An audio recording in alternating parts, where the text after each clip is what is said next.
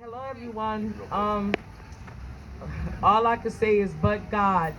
Um, Thursday made 8 years that I witnessed Antioch police officers beating my son. Um, the banner that she has down there, Sandra, can y'all hold that up? Officer Colley and Officer Brogdon on my son's body. They snatched him out the passenger seat of my car. He was waiting for me to take my other son to the hospital in front of my house. And Lord and behold, God just told me to write a letter to the mayor last month. And when I came to the city council meeting, both officers were being promoted. Um, Brogdon, the one that's on my son's neck, and the interim chief that just left, both of them were a part of Rakeem Ruck's murder. A year later, Frank, yeah, a year later, he called him for himself, mental health called, and they ended up murdering him, asphyxiation. But what I want to say here today is, um, my son became mentally ill. He was going to take his second test to be a correction officer. He became mentally ill after Antioch PDs told EMTs that he was a mental health patient on mental health meds. And he's been going to Kaiser since he was a kid, and Kaiser said they had no mental health record of my child, which he was not a mental health patient. But EMTs did shoot mental health medications in my son. And from that and the trauma of the brutal beating, he became mentally ill. The harassment, the hunting, the terror, they did so many things to my son.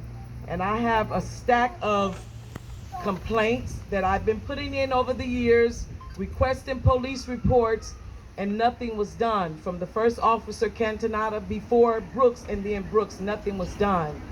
So I ironically get a call from a private investigator on a Sunday telling me he's looking at a stack of complaints on his desk from me.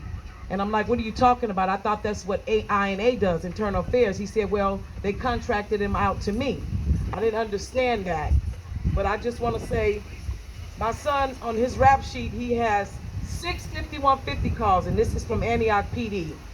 I made one call, and it's not on here, and the officer that beat him showed up at my house, and he refused to take my son to the hospital. About 3 months later, I made another call, and the officers came, and they said he didn't fit the criteria. Yet he has 65150 calls on your rap sheet, Antioch PD. And then his caregiver and I were telling him that Malad was talking about taking his life. And we just kept taking them. And my son, Malad's caregiver, was giving him a scenario like if that was one of your fellow boys and he was sick, wasn't feeling well, when you get him the help or whatever. And the officer said, well, if you feel that way, you take him. So Malad refused 5150 calls. And he did attempt suicide. And when I called to get a medical call for my son, the dispatcher was arguing with me about calling the police versus the ambulance, the medical. They had already denied him before, twice. So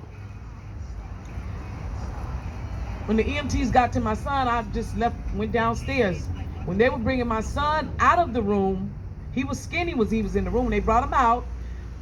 I assume he had a heart attack. I don't know, but they said my son had died. But he was swollen up like the Incredible Hulk. And who was coming out of the room, out of my house? Mike Malone. I didn't even know officers were in my room with my son.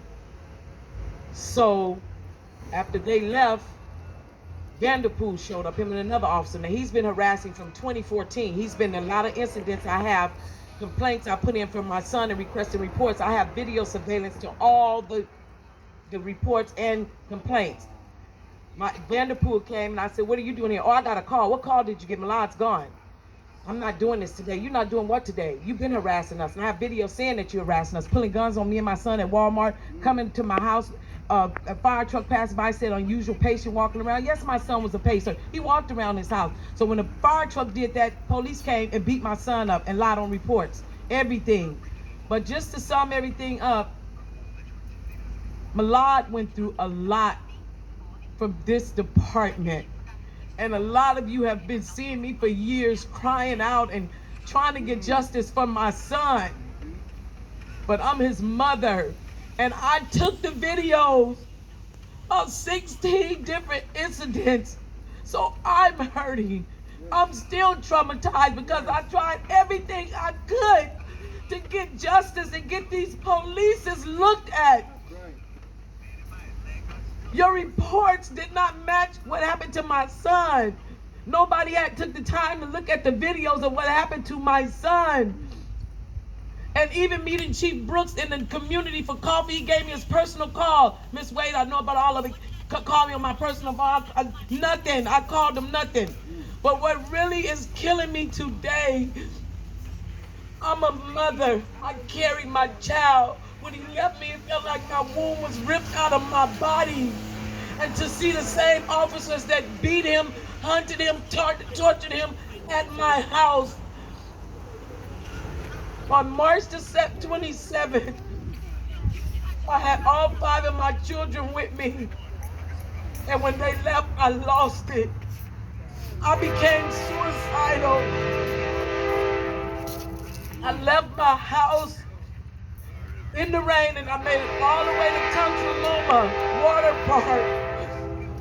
And just that quick, I had a plan. I had a plan just that fast. And I called 911. And when I called 911, nobody came. And this lady got me and I called back. And the dispatch said, Miss Wade, the officers are on other calls. So we waited some more, nobody came. So we left. And it was 11:08 when I called, and it was 11:53 when the officer called me back and said, Miss Wade, I'm here to help you.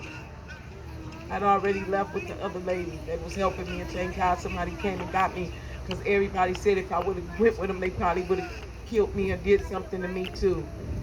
And even meeting with Mammy, he said, Kathryn Wade, I know you. He said, if you don't think the police know your name, he said, I'm glad they didn't come. So I'm here today because I don't know who these FBI agents are here investigating, like Frank, like Sandra, because they're investigating Pittsburgh, like Lachelle, who she'll tell her story, like the Quinto family, and like many other people here in this community. We have been affected by these police in this community, in this department, and something needs to be done. Yes, it does. And I trust God over man. Thank you.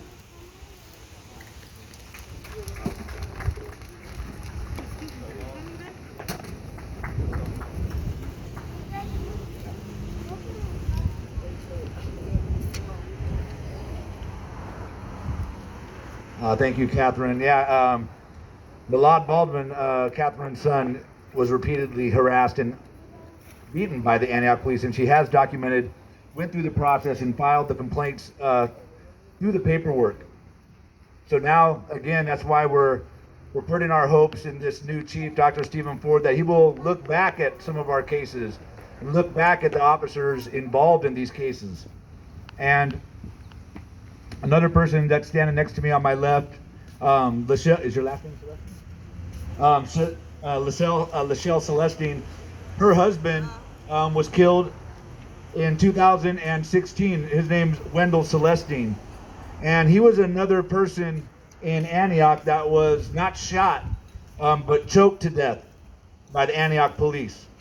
And I feel like a special connection to Wendell and to Raheem, because I feel like I was lucky to just get beaten and kicked in the face and choked unconscious, because I made it out, I came back. And I always thought, it wasn't a big deal. I got the sleeper hold put on me and, cop kicked me in the face. I'm all right, I made it. But just a few years later, Raheem, where's that picture of Raheem over here?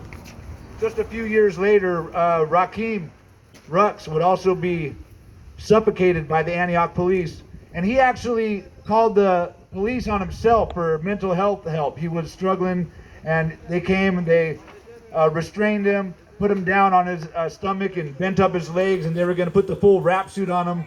And he started not being able to breathe. In fact, one of the neighbors at his apartment said his last words were, "He can't breathe." So we're out here marching and up and down the streets, or raising the voices of George Floyd and Eric Garner, people that can't breathe. We got it right here. We got it right here with Rakeem and Wendell. Anyways, this is Lachelle. Wendell is her husband. And, you know, we tried to reach out to Lachelle. It's been a long time, and I haven't seen you in a very long time. And I'm glad you made it out today, and I'm just so sorry what happened to Wendell. And I wish they would have done something sooner and listened to the people that were speaking out in 2009, and maybe Rakeem and Wendell and others would still be with us. Here you go, Lachelle.